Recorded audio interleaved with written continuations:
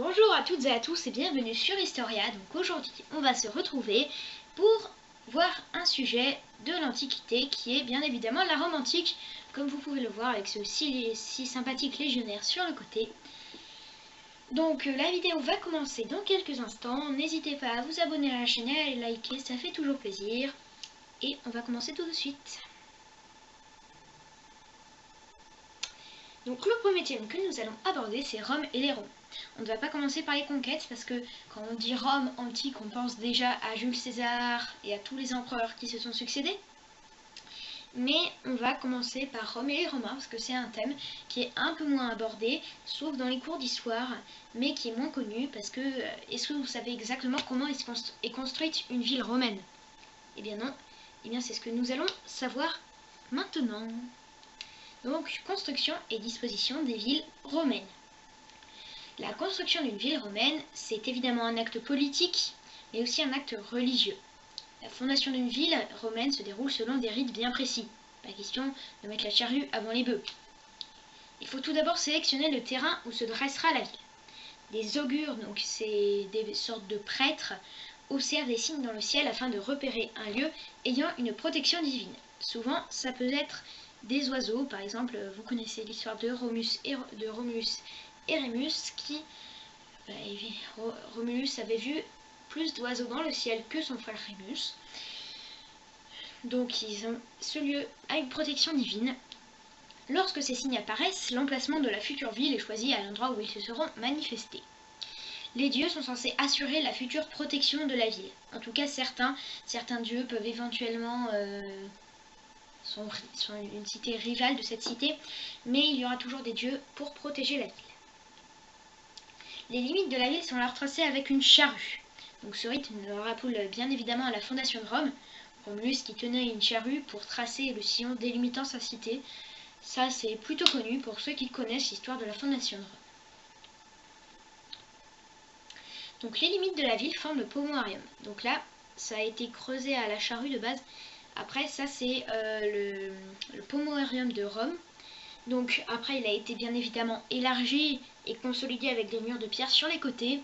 Mais au début il faut s'imaginer que c'était un simple petit trou dans la terre.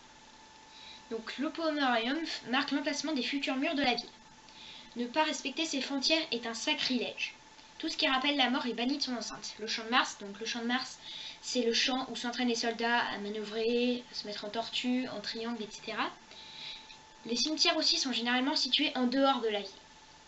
Les armes sont généralement interdites dans la ville et la ville est réservée aux activités civiques, pas des citoyens parce que c'était pas avec des citoyens, mais c'est réservé aux habitants pour qu'ils soient bien tranquilles. Progressivement, la tâche d'établir les limites de la ville sera confiée à des arpenteurs professionnels. Ce sont les agrimenseurs. Ils utilisent un appareil, c'est l'agroma. On ne va pas rentrer dans les détails, ce serait assez compliqué. La ville romaine est organisée selon deux axes principaux. Donc ça, il faut s'imaginer que c'est notre ville. Le Decumanus Maximus et le Cardo Maximus. Le Cardo Maximus a une orientation nord-sud, tandis que le Decumanus Maximus a une orientation ouest-est. Ce sont les rues principales de la ville. Là où les deux rues se croisent, généralement, on trouve le forum. Donc, le forum bien au centre, avec le Cardo Maximus et le Decumanus Maximus. Et oui, je vous entends déjà dire waouh! Et oui, c'est très beau les nouvelles technologies, on arrive à faire des belles images de synthèse, c'est très joli. Donc, ensuite, tout un réseau de rues parallèles est construit à partir de ces deux axes. Ces rues sont appelées Decumani, celles qui sont parallèles au Decumanus Maximus, bien évidemment, et les Cardines, celles parallèles au Cardo Maximus. L'ensemble forme une sorte de quadrillage délimitant des espaces occupés par des bâtiments publics, thermes, amphithéâtres, temples, tabularium, etc. et ceux qui sont occupés par les habitations. Ces emplacements sont appelés insules. Certaines villes ont une sorte de héros fondateur comme Romulus et qui donnent leur nom à la ville qu'ils ont fondée. Alors, ne me demandez pas pourquoi, moi aussi j'ai remarqué ça, Romulus porte des petites clochettes aux oreilles. C'était le style de l'époque, disons. Donc, on est toujours dans Rome et les Romains. Donc, la ville romaine, bâtiments et services publics. Parce que les Romains, ça peut paraître étrange, mais ils vivaient un peu comme nous. Ils avaient plein de bâtiments qui ressemblaient à ce qui existe aujourd'hui, on va en voir. La basilique. Alors dans le monde romain antique, la basilique c'est pas un édifice religieux, ça va pas être une grande cathédrale ou la basilique, je sais pas moi, la basilique Saint-Jean à Lyon, je ne sais pas. Ils servent principalement au marché. C'est couvert, hein. C'est comme un marché couvert quoi. Mais peu à peu les activités se concentreront sur les domaines judiciaires et bancaires. Il y a beaucoup de basiliques qui ensuite auront des coins qui vont ressembler à des banques où on pourra aller chercher de l'argent et mettre de l'argent de côté. Donc la curie, c'est la salle de réunion du Sénat romain. C'est là donc que se réunissait, c'est le Sénat qui faisait tout un tas de choses.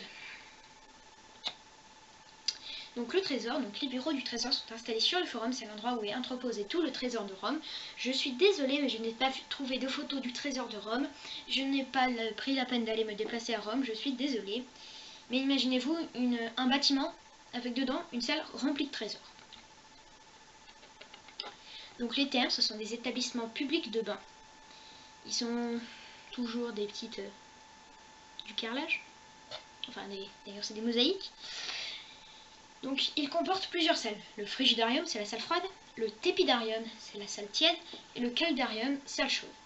Il y a également plusieurs équipements sportifs. On trouve souvent... c'est souvent de forme rectangulaire. Tiens, je vais vous faire un petit schéma. Ce n'est peut-être pas le plus... ça ne va peut-être pas être le plus joli. Et vous avez votre bâtiment de terme qui est comme ça. Ça va ressembler à un truc un peu comme ça. Là, vous allez avoir tout ce qui est terme, vestiaire, etc.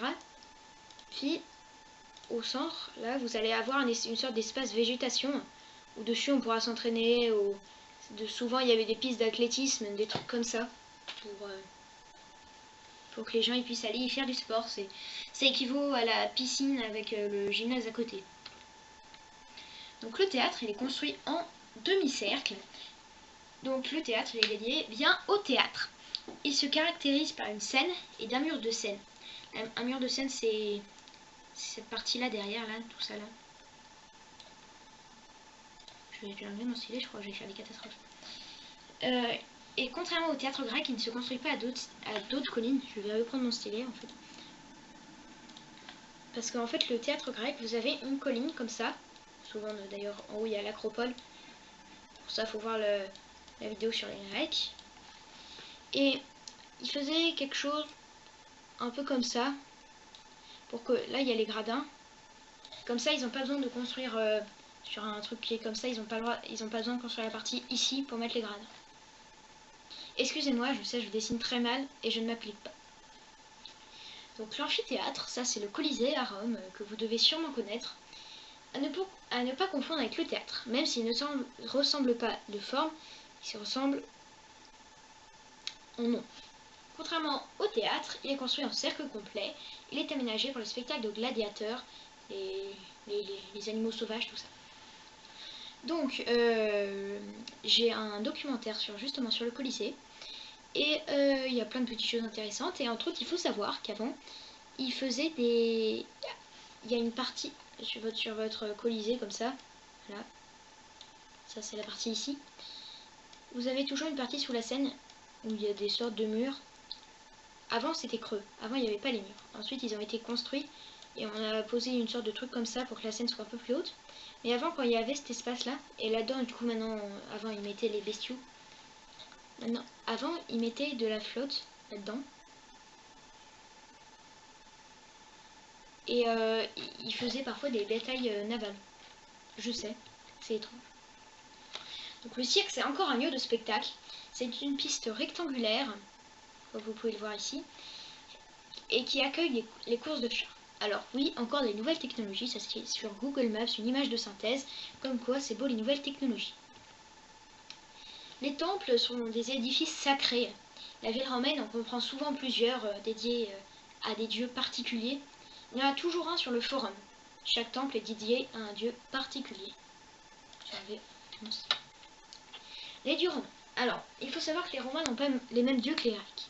Mais bof bof, parce que ils ont récupéré les dieux grecs, les fonctions, tout ça, et leur ont changé leur nom.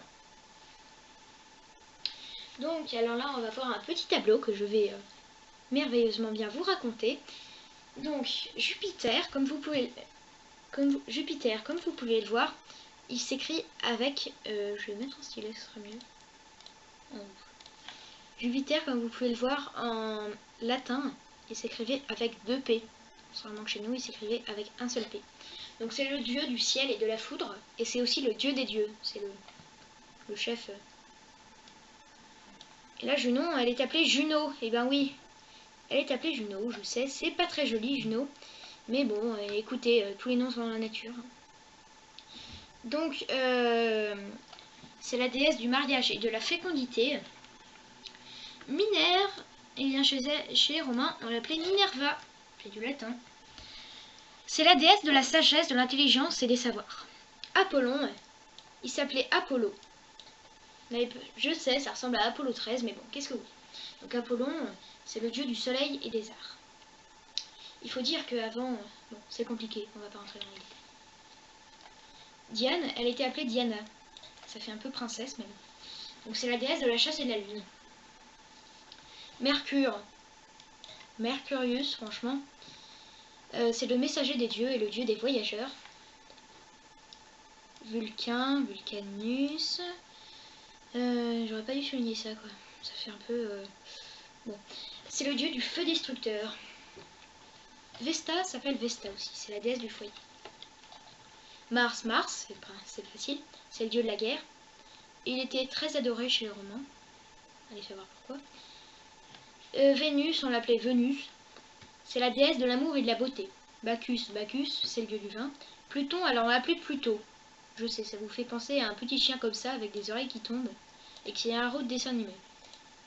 Je crois que je vais tout de suite me gommer ça avant que je fasse une attaque cardiaque. Voilà, c'est bien. Donc Pluton, c'est le dieu des enfers. Cérès, c'est la déesse de la terre et des moissons. Et Neptune, qui se dit Neptunus, c'est le dieu de la mer.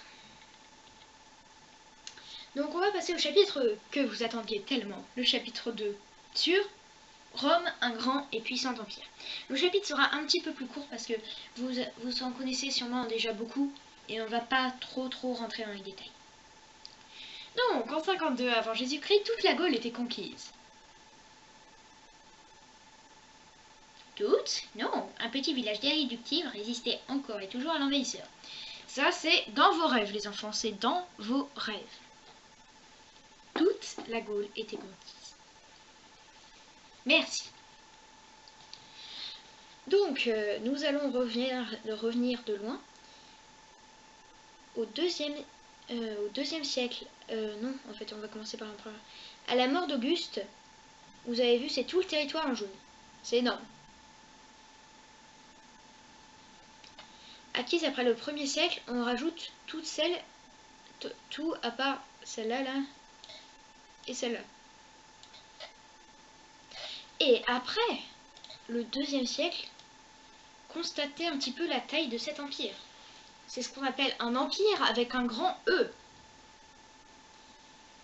Ça va de la Grande-Bretagne jusqu'à l'Égypte.